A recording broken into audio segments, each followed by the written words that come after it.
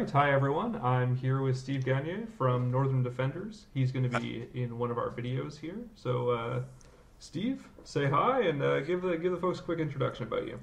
Hi, Logan. As you said, I'm from the Northern Defender Gaming Group, but I'm also part of the Geeks of the North podcast too, so you can hear me on there as well. All right, excellent. So, you were recently out at our Swords and Magic tournament that was held in Gatineau, Quebec. Yeah, And yeah, first one in the snow. yes, six inches of snow. That must have been a fun drive home. Yeah, it was a rough drive back home, but the road were not too bad actually. That's good. That's good. So today Steve's going to be joining us to go over one of his games from Swords and Magic. I believe this was Game Four, so the final game of the tournament. Yeah, exactly. The last. Yeah, and this was you on table one up against our favorite member of Canhammer, Ron McCallum. Yeah, With against is Filthy Demon. yeah, so the objective of this scenario was basically battle lines, and you would get bonus points for how badly you defeated your opponent. So I think it was at 5,000 points you get an extra point. Pardon me, at 500, 500 points you get an extra point. At 1,000 you get two extra victory points, and that's on a 0 to 20 scale. So if you had won, let's say 15 to 5, but you had beaten them by I think about 1,000 points or so, you actually have 17 to 5, effectively. So, with that, let's hop into our army lists. So, Steve, how about you run us through your, was it Host of the Eternity King or Yeah. Phoenix King? Well, actually, it's the same list I'm going to use for D&D Open. At D&D, it's going to be Phoenix King, but at your tournament, since it was allowed, I use Oath of Eternity King to Okay. just be able to reroll those 1-2 wound in the close combat. So basically, the lists it was a lore master with the Book of Oath and the Golden Em of no, what's the I don't the item that gives you a 2+ against the first wound. Golden Uh, Crown. Golden Crown. Sorry, I miss it. I miss him with the Golden Elm. And after that, I had the level 4 on Metal Magic with a Dispel Scroll. I had the Pegasus Hero with a lance and everything, so and the Cloak of Twilight. Of course. Yeah, it's the trademark build, I guess. Yeah. After that, for my core unit, I had 3 units of a Glade Guard, 2 with True Flights and 1 with Agbanes. And after that, 2 unit of 6 Wild Riders with Standard, unit 2 Bolt Throwers, unit of War Dancer, which you don't see that often, Yeah. and a Frostart Phoenix, and a couple of Way Watcher to round everything up. All right, excellent. And you were going up against Ron's Demons of Chaos, so he wasn't running legions because he primarily plays demons, and demons are at a bit of a disadvantage with legions just because of the instability rules. So unfortunately, Ron is not able to join us tonight, but I'll give you a quick run through his list. He was running Be'lakor as his lord choice, as well as a Herald of Tzeentch, then 10 Pink Horrors, a big block of 40 Bloodletters with Banner of Swiftness, 35 Demonettes with Gleaming Pennant, 6 Beasts of Nurgle, and don't leave home without him, 2 Skull Cannons of Khorne. Exactly. Well, actually, I think he played Demons over Legion because Be'lakor is not in the Legion of Chaos, so that's Oh, that's probably true. why Yeah, he chose the Demons. there you go. All right. Well, either way, it worked out pretty well for him throughout the tournament. I think he had a pretty good run. And then we got into this game, which looked like a real slugfest. Yeah, it was pretty brutal and not much left what was on the table at the end of the game, as you'll see later on. All right, fantastic. So we're going to do a quick cut in the audio here, and we'll come back. All right. So we've got the video rolling here. So the game starts out with Ron getting the first turn after deployment here. Yeah, exactly. And I just vanguarded a bit of the Wild Rider that you see at the top of the video, which were on my left, and the one on the right, they stayed put because of the threat of the skull cannon and the horror. Because on the horror, on the level 2 herald, he had the gateway, so I tried to stay out of reach. But as you can see, he just looks to be sure that he can spot either the Pegasus hero or the unit with the lore master.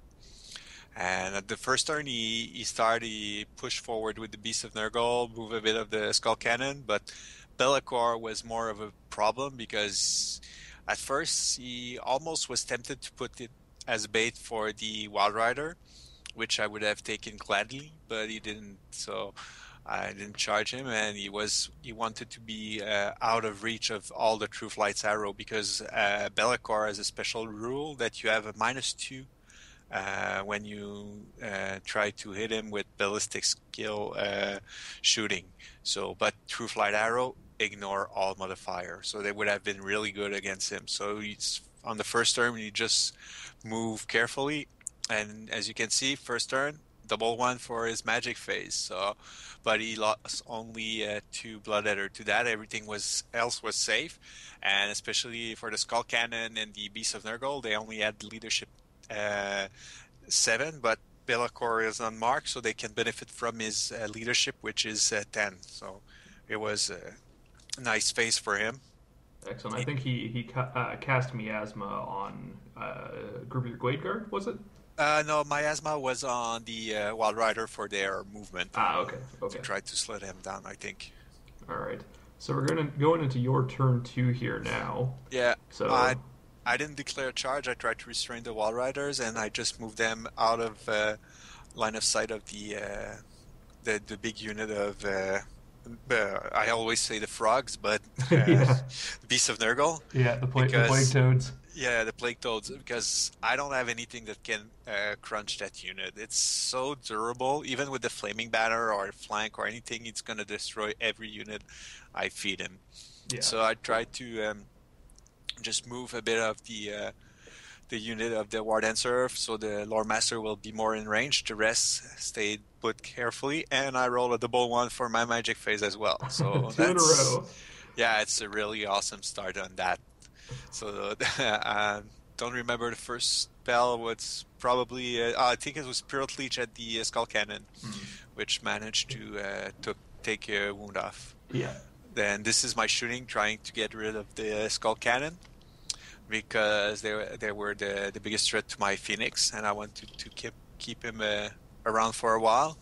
So I tried to remove a couple of wounds, but our toughness 5 with 3 up save, so I didn't do much on that. Yeah, they're tough to crack. Toughness 5, 3 up, and 5 up. And 5 up ward, so wasn't that good. So what was the general strategy you were trying to go for here? Just to sort of box him in, or avoid the beasts at all costs? It was avoid the beasts. Avoid the beast and try to focus all my shooting on one unit to try to grind the unit and to because I knew that if I concentrate all my fire on one unit, I couldn't get in a couple of turns. Even though they move really fast, as you'll see, the minute they push forward quickly, so I really had to concentrate all the shooting I had on them. So now it's the second turn. As you can see, the horror move a bit closer to be in range for the Wardenser, and the Skull Cannon stay close behind. Be'lakor will move on my flank, so nobody can charge him. And the beasts just push again forward to try and to be in range. So as you see, the movement he did with Be'lakor, I wanted to check if he was in range of the leadership or not. So, and I think this magic phase, it's that one. He got yeah, there was a lot of laughing in this one. So we go from 2 magic phases of double 1s to Ron getting a free unit. Yeah, exactly. So you got some demonettes back. I don't know. Is it this one or the next one? I think it's the next turn. He got some demonette back because he had them in the back. I managed. Oh no, there you go. Yeah, and you just conga lines them basically to block the Wild Riders for. Yeah, exactly. Yeah. So this one was a bit rough, but in the end, I managed to to hold back. Fine, he killed a couple of War Dancer, and that's pretty much it. What he did on the first turn, though, he did a fire with the Skull Cannon on the bolt thrower and did only one wound. He was pretty pissed about that. Yeah, I can imagine. It's always the story with the cannons, right? You get the perfect rolls, and then they either explode or they only do one wound. Yeah, exactly. Other games don't just, wound at all. Yeah, exactly. In other games, they're just on fire and killing everything. Yeah, so I tried to. He did a bolt of not bolt a gateway on the War Dancer. He did it with irresistible, but he didn't lose much, and I couldn't save. I lost 4 War Dancer to that, but I did my toughness test, so they had now a Regent 6-up, and they're 6-up ward save. There you go.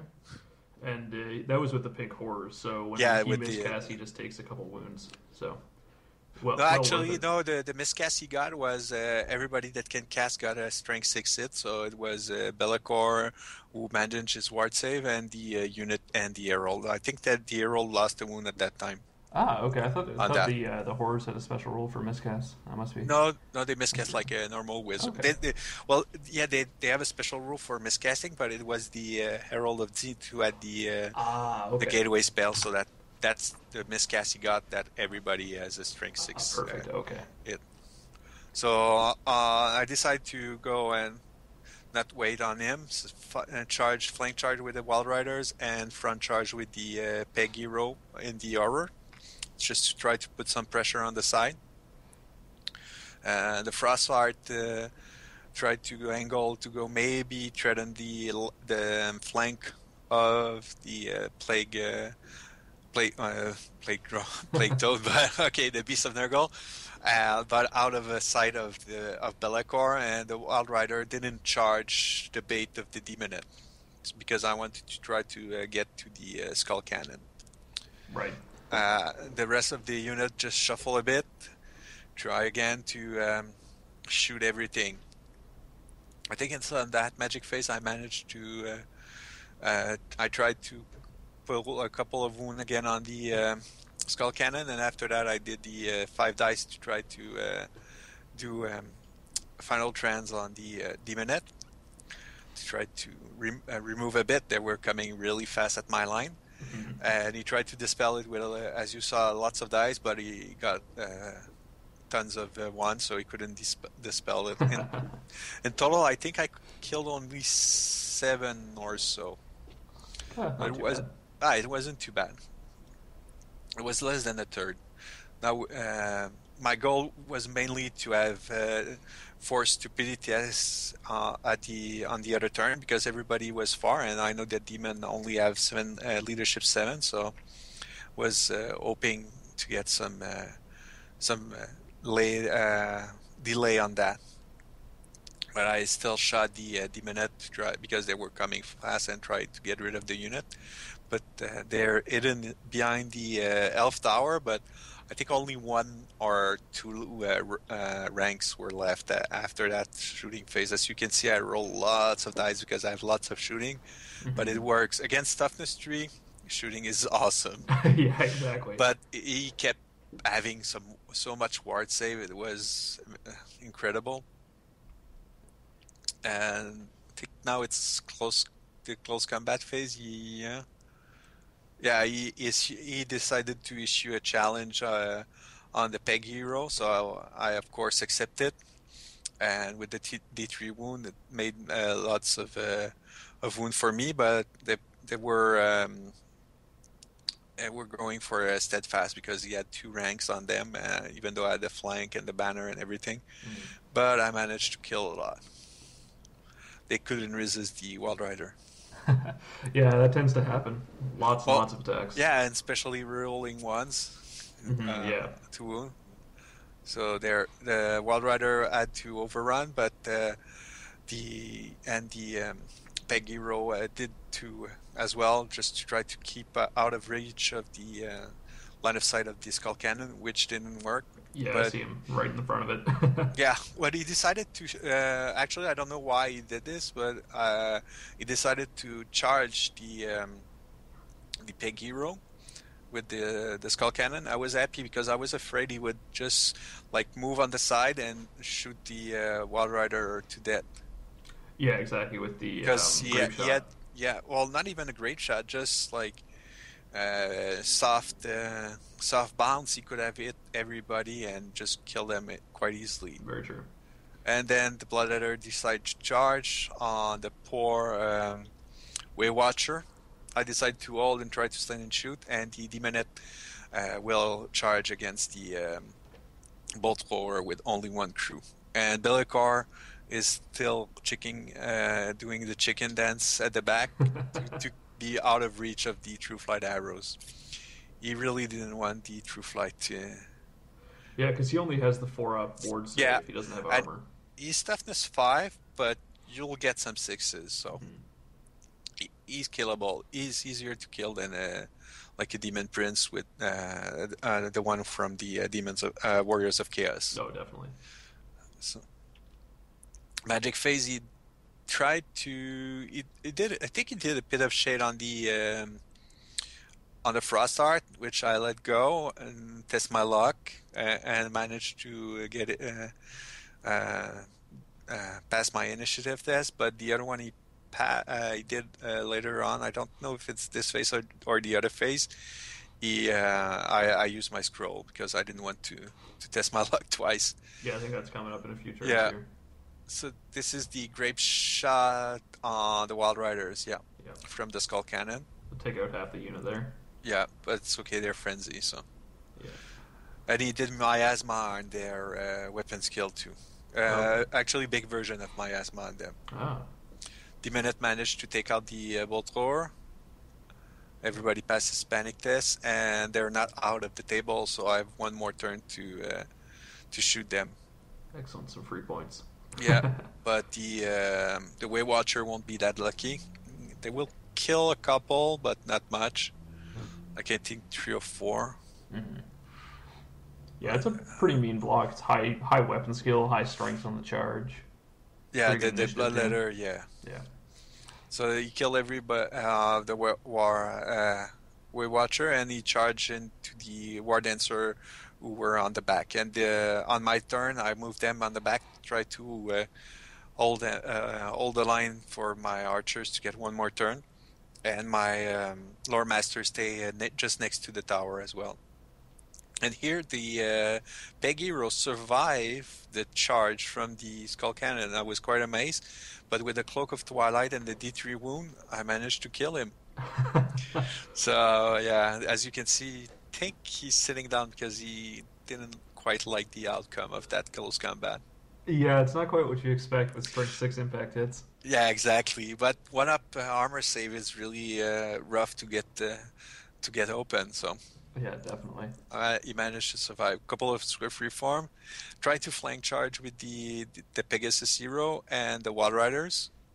But I failed with the Wild Riders, and I don't know if I don't remember if I managed to get in with the Peg. I think so with the Peg. I've got my notes here that you get a flank this turn. Okay. So I don't remember which unit it was with. Yeah, there you go. So it was only the Peg and the Wild Rider failed their charge. And here I go and put some pressure for rear charge again with the Wild Riders, remaining Wild Riders. But one thing on the Ron's turn, from Final Trends, he failed a Leadership 10 stupidity test with the Plague Toad, so they only moved D6 forward. Oh, that's a lifesaver. Yeah, so it gave me one more turn, and everybody, as you can see, turn and try to shoot the hell out of the remaining Demonette, and then the Frost Art goes to the back, try to put some pressure on Bellicar and maybe charge him, or I don't know, just hanging there and putting pressure. Yeah, make sure he stays out of it. Yeah, exactly. This is it close? Tried maybe probably there. I tried to single bolt the Skull Cannon, but I didn't hit it. Right, and here we're taking out the rest of the Demonettes. Yeah, the Demonettes are suffering the True Flight arrow.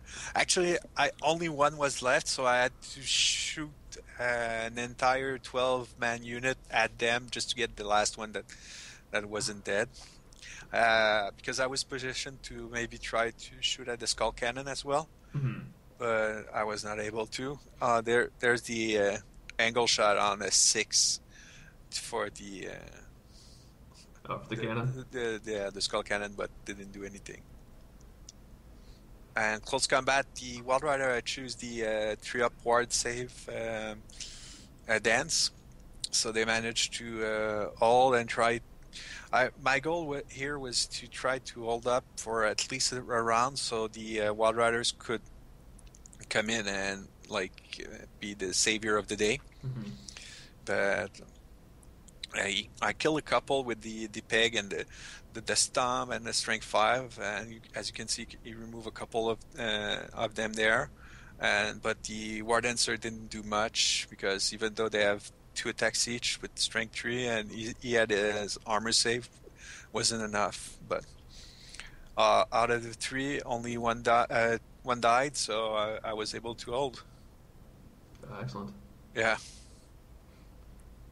So we're going into Ron's turn 4 here, I think. Yeah. It's his 4th turn, and the beast charge on the side of the archer. The skull cannon moves up to try to grape shot the remaining 3 Wild Riders, and he check where the 35 range threat range for the Glade Guard are. So he doesn't want to get shot by the Glade Guard. Yeah, and those remaining Wild Riders are actually just behind the tower there. Yeah, exactly. He's just missing it there. Just behind the top. So magic phase in this one, I think he tries to get off. Yeah, he got 8 and I got 6.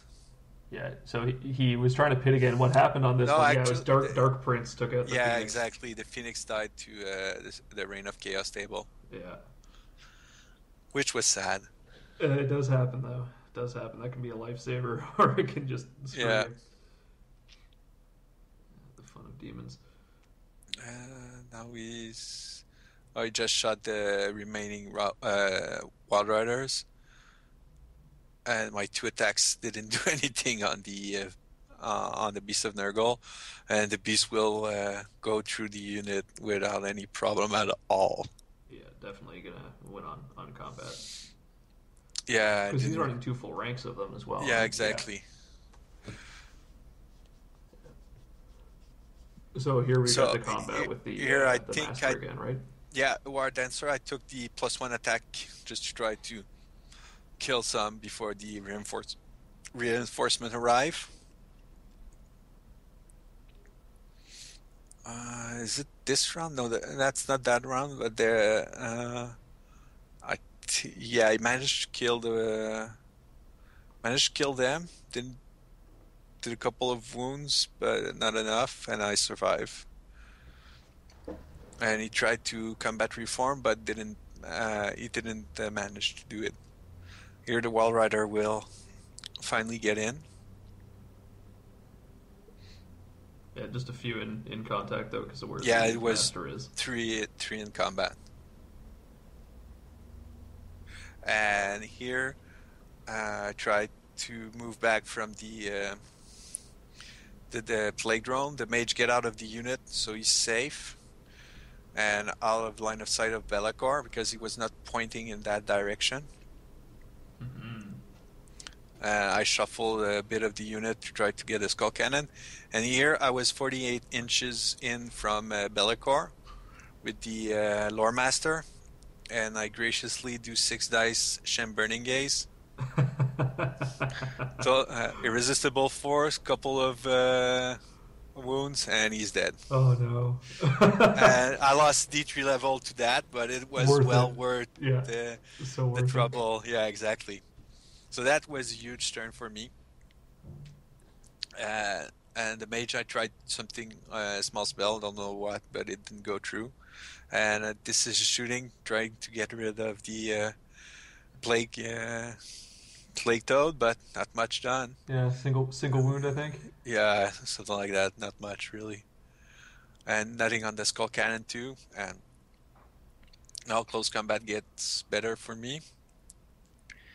I think it's this. Yeah, I think it's this round. He got double one for his break test, so all of them were back. Oh no. Yeah, everything. Yeah, there There you we go. go. And back to square one. Even lost, he reformed. Well, at least you're getting more attacks than the Wild Riders now. Yeah. So we're going into turn 5 here, I believe. Is it 5 or 6? I think. Oh yeah, it's 5. Yeah, I may have missed. I believe the game actually ends on this turn, or halfway through 6. But yeah, so we got the combat, and Yep. yeah, the last turn, because on my last turn, what I do is I charge on the flank with the glade guard to get to remove his rank bonus and get a flank charge and get more bonus to try to make them crumble even more.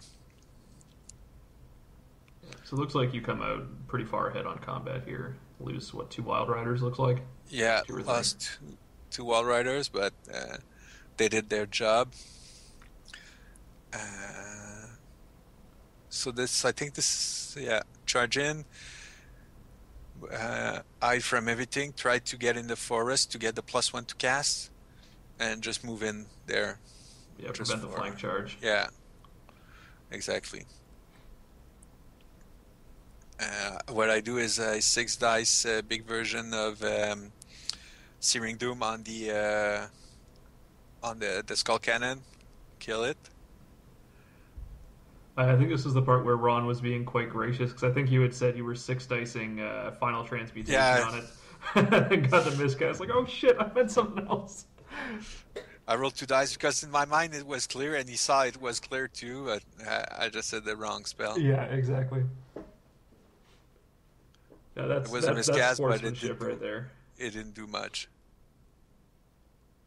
And then this is where I kill the rest of the unit, then they will pop with a combat result. And then we go into, I think, Ron's turn 5 here. Just shortly after that unit explodes, the toads hit your Glade Guard, overrun, and that's pretty much game. Yeah, exactly. It's not much trouble for them to kill everything in there. Yeah, so I must have been a turn behind. It must have been 6 turns, because otherwise there could have been something else. But yeah, so what were your thoughts going into this, and then after the fact? Well, as I said in the beginning, I really wanted to avoid the toads, because they're a rough unit, and even though I had some Wild Riders with the Flaming Banner, I know from previous experience that a full unit of Wild Riders cannot move through that go through that unit. Even with the flank charge, if they get good rolls on their 2d6, it's enough to kill the entire unit. So it's not worth sacrificing the Wild Riders. And I really wanted to concentrate everything and grind one unit at a time. So that's what I did, and I well, actually it worked. But the big break was when he forgot about the 48-inch the Burning Gaze, which gave me a chance to kill Be'lakor, and it's a 500 point there, 400 for him, and it's 500 for him and 100 more for killing the general. So yeah, and then the added bonuses on top of that. So I think this game finished with you coming out ahead by about 900 points. Yeah, something like that. I think it was a 13-7, and then you got 1 extra bonus point for the score difference. So overall, pretty good. And you finished the tournament pretty high up. I think 4th place. 3rd place, 1 point behind Ron. Ah, excellent. Yeah, so it was a good day for the Elves. Excellent. So what were your thoughts of the tournament overall? Things you liked, things you didn't like. Well, I really liked the tournament and the venue. It was really nice. My only the negative thing about this scenario was that what I wasn't too sure. It's the first one, because you had to roll for an attacker and defender, and I found that, well, I think it might give an advantage to certain army versus other army. Like if you're the attacker and you're dwarves, you'll really struggle to move a unit into the deployment zone. Where if you have elves or any or even any army with fast cav, you can easily get that bonus point in the last turn just by going and moving 18-inch forward or 14-inch forward, where dwarves cannot do that, but the rest were pretty good scenarios. Excellent. Well, thanks for the feedback. So, for anyone watching this, there are 2 battle reports we did recently, which is my Warriors of Chaos against Andrew's Chaos Dwarves, and we actually play exactly the scenario Steve is talking about, and you can see how it played out for dwarves as both attacker and defender. So that's definitely one we've gotten some mixed feedback on. So we'll see if it sticks around. It'll probably have a few tweaks because you're right, especially for dwarves, if they go into it, unless you take rangers with bugmen or miners, there's no way they can get better than a tie because the gyrocopters aren't worth enough on it. Exactly. So, but so the other scenarios we had, there was the attacker defender. We had King of the Hill for the second one. Then we had, I think it was kill the witch, or words to that effect, burn the witch. So basically the objective was just to kill the highest level wizard in your opponent's army. And then the last one, which was just a bloodbath. Yep. Excellent. So one thing we always do at the end of each of our videos is just talk about upcoming events. So you've got one coming up very soon. Why don't you give us a quick run through on that? Yeah, it's the Indie Open. It's coming on March, actually next weekend, so it's March 7 and 8. And depending when you post this, you can still register. There's a couple of places left for our Fantasy Tournament, 40K Tournament, and War Machine Tournament. So Fantastic. You can, and if you want to leave the email address to contact in the comments, Logan, it would be really good. And we have 2 spots left for Fantasy, and it's going to be a 60-player tournament. So yeah, and the venue is great. There's a bar right there on the gaming floor. Yeah, and it's just outside of Quebec City, I believe, about 15 minutes out. Yeah, exactly. Great. So a gorgeous place. If you need to convince the wife to come with you, it's a pretty easy sell. Yeah, it's really nice place to go. Excellent. And past that, we've got, I think the next big thing that we're going to be involved with is going to be Capital City Bloodbath, which is coming up the last weekend. Oh, actually, pardon me. We've got the Canhammer Team Tournament, which is an ETC-style tournament. That is April, I believe, 17th and 18th in Cambridge, Ontario.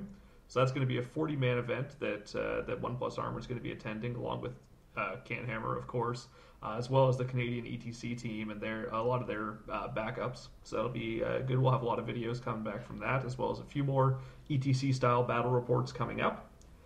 Following that, we're hoping to have our next Swords and Magic tournament sometime during the summer, most likely in June.